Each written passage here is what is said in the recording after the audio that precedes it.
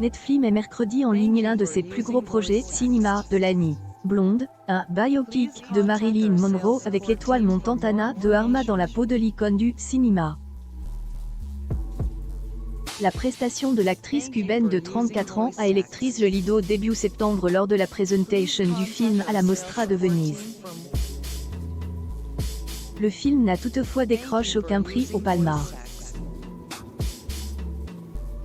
Long de 2h45, il perdra forcément une partie de sa force sur petit écran. Comme tous les produits Netflix, il ne sort pas en salle et est mis directement en ligne pour les 220 millions d'abonnés de la plateforme. Son propos ? Souffler les paillettes qui ont toujours entouré l'icône de la culture populaire, morte à 36 ans, pour proposer un portrait cauchemardesque d'une artiste broyée par le système machiste en vigueur à Hollywood, et au-delà dans l'Amérique des années Kennedy. Le précise JFK lui-même, avec lequel l'actrice entretenait une liaison peu avant sa mort, il y a 60 ans, tombe d'ailleurs de son piédestal. Il est dépeint en prédateur sexuel à la recherche de chair fraîche, dans l'une des scènes les plus fortes du film, où Marilyn est contrainte de lui pratiquer une fellation pendant qu'il téléphone.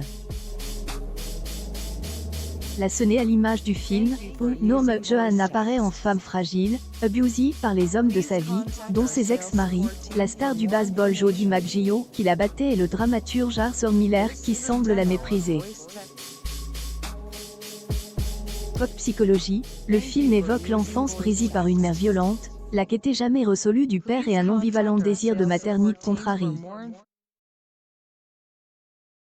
Au risque de passer quasiment sous silence l'acharnement au travail de Marilyn, ou sa volonté de faire, davantage présente dans la biographie fictive et documentée de Joyce Carol Oates, dont étire le film. Naissance d'une actrice, Blonde marque en tout cas la naissance d'une actrice, la cubaine Ana de Armas, sur la pente ascendante depuis son arrivée il y a 15 ans aux États-Unis et qui trouve dans ce film le rôle de sa vie. Mais de côté la star, elle était une femme comme moi, du même âge, également actrice dans l'industrie du cinéma, a déclaré Ana de Armas à Venise. Aller chercher dans des endroits de moi-même que je savais inconfortables, sombres et vulnerables, et c'est là que j'ai trouvé la connexion avec cette personne de Marilyn, a ajoute l'actrice, qui a travaillé durant plusieurs mois sa diction pour effacer son accent et se rapprocher de celle de la star. Pendant le tournage, elle était tout ce à quoi je pensais, ce à quoi je rêvais, tout ce dont je pouvais parler, elle était avec moi et qui était beau. Le souci d'orlisme a été poussé jusqu'à tourner dans la maison même où Norma Joan a grandi, avant l'orphelinat, et dans celle où on a retrouvé son corps. Elle n'ambitionne d'ailleurs nullement d'éclaircir les circonstances de son deuil.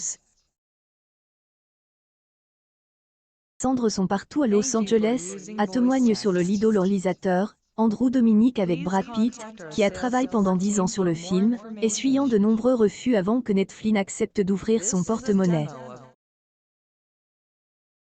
Film, à la réalisation virtuose, alternant noir et blanc et couleur, multiplie les allusions à de nombreux clichés célèbres pour recréer fidèlement l'univers de Marilyn Monroe.